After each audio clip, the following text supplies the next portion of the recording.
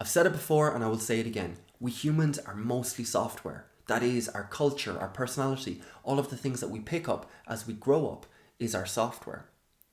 And our software is a buffer between our hardware and the world. It fits us to our environment and it fits our environment to us. That's important. But we're also in a world over here that is changing at an accelerating rate. And there's practically a G-force at this stage that we're just desperately trying to hold against because we don't want the baby to go out with the bathwater.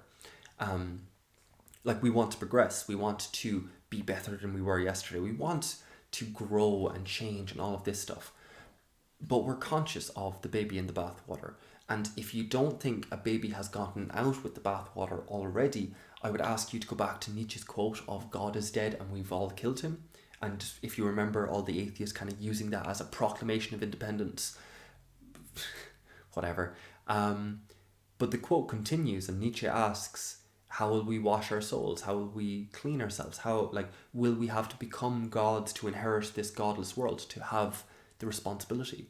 So that's a big question and just gets totally glossed over. We're just like, yeah, we don't need religion anymore. We don't need spirituality. And it's like communities going, yeah, that's a separate issue. Sure. So to update our software, we need to be aware of our hardware. I'm going to point out or just kind of discuss 3 different bits of hardware that are really affecting us at the moment and kind of account for why there's so much conspiracy and why there's so much perspective difference. As in, you can be on one side or the other of 2 different things and have a very robust view of the world where you can really talk about it and to just be totally separate and totally almost incompatible because we don't offer each other enough humanity and enough flaws to actually get anywhere with that conversation. And that's the problem. So let's go through our 3 basic bits. That is our amygdala, our dopamine circuit, I suppose, and the oxytocin circuit. Now, the amygdala to start is when you say flip the lid, that's what you're referring to. It's your fight or flight response.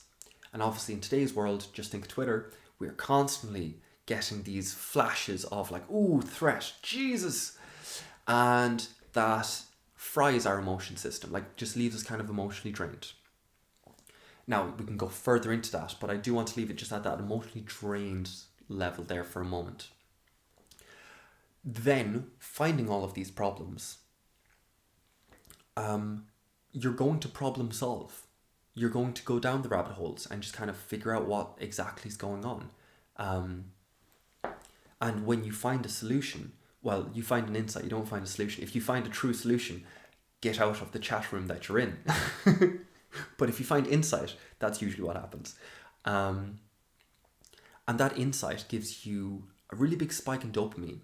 Dopamine is your feel good. It is I've done something. Again, you're problem solving. This all makes sense.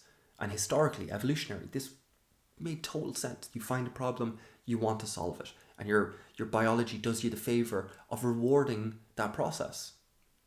Awesome. But the only thing is we're getting more of these threats, more of these stimuli than we're programmed for. And an interesting thing happens when you keep getting these dopamine spikes. And this will make sense too. And then it is that you start finding patterns.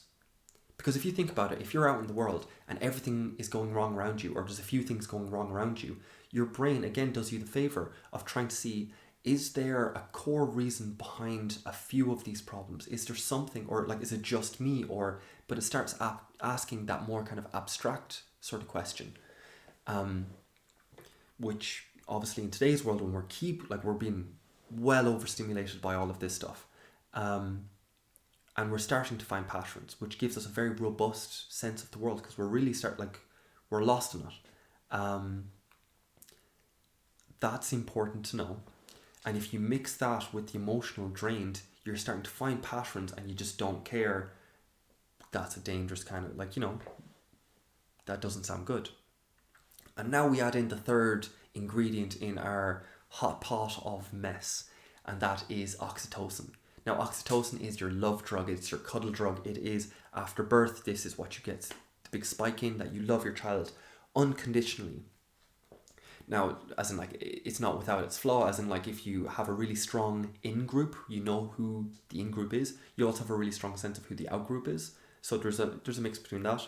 But we're not having that problem at all at the moment. We are having the reverse problem, which is where our oxytocin levels are really low because we're isolating. And now we were already isolating because we were on our screens, we weren't paying attention to each other. And again, as I said, community isn't maintaining itself.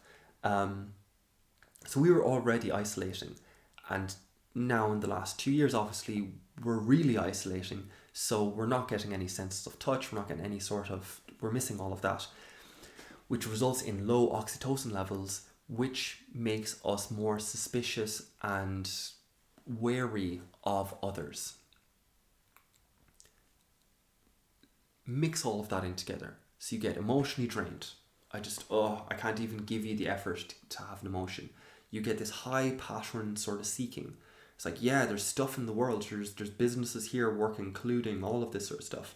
And then you get this, the oxytocin deprivation or low oxytocin levels, which is where you're suspicious, as in like everyone could be, as in like the doctors could all be colluding together. Every one of them conscious of what, like the act that they're doing. Or like whatever your political problem, like every problem nowadays is a political problem. So just slot this matrix into any of them, and I hope it gives you insight. That is what I'm trying to get. I'm not really trying to give you an answer because I'm struggling to make sense of these things. I can find someone on one side, someone on the other side. It's usually a struggle to find someone who bridges the two, who interviews both sides, or who has like a kind of a nuanced view. It's quite difficult. You have to go looking for that stuff. And even then, once you find a person that is in that kind of synthesis, where you've the thesis, the antithesis, and then the synthesis point, even when you do find someone that kind of follows that trend, they can get captured either like by like the next flavor of the month or whatever else. So I'm not trying to offer an answer. I'm really not trying to give you like a holier than thou. If you think that this is happening only on the other side, I ask you to revisit. That is, it's happening on all sides at the moment. It is a problem in our kind of sense-making ability. So hopefully this gives you an insight. Hopefully this lets you understand the problem just a little bit further.